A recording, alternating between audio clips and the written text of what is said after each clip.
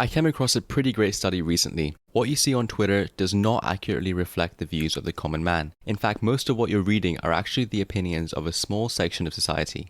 BLM, Bitcoin, COVID, Trump, Biden, the Grammys, the NBA, you name it. For pretty much every controversial topic, it seems to be the case that the views represented on Twitter are not representative of the general population.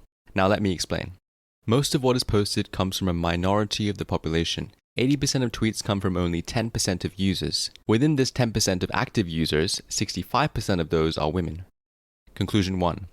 Twitter consists of mostly the same people tweeting again and again. Most users are inactive, and most active tweeters are women.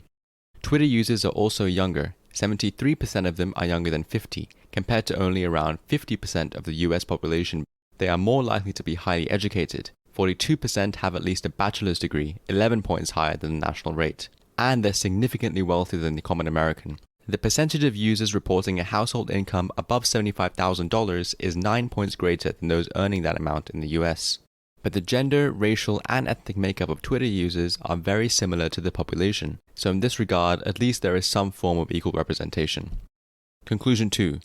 Twitter users are younger, more highly educated, and wealthier than the average person, but it still does represent genders, races, and ethnicities proportionately. Politically, there's also a significant divide. Twitter users are much more likely to be Democrats. In fact, 60% of people identify as Democrats or left-leaning on the app, compared to only 52% of the US population. Now, flip the situation for the right-wing community. 35% of users identify as Republican, as opposed to 43% of the US population. Conclusion 3. It's a double hit.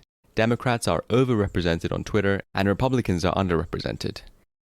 What does this study teach us? Next time you see something on Twitter, take it with a pinch of salt. The opinion may seem unanimous from what you read, but in reality it could be a very different story.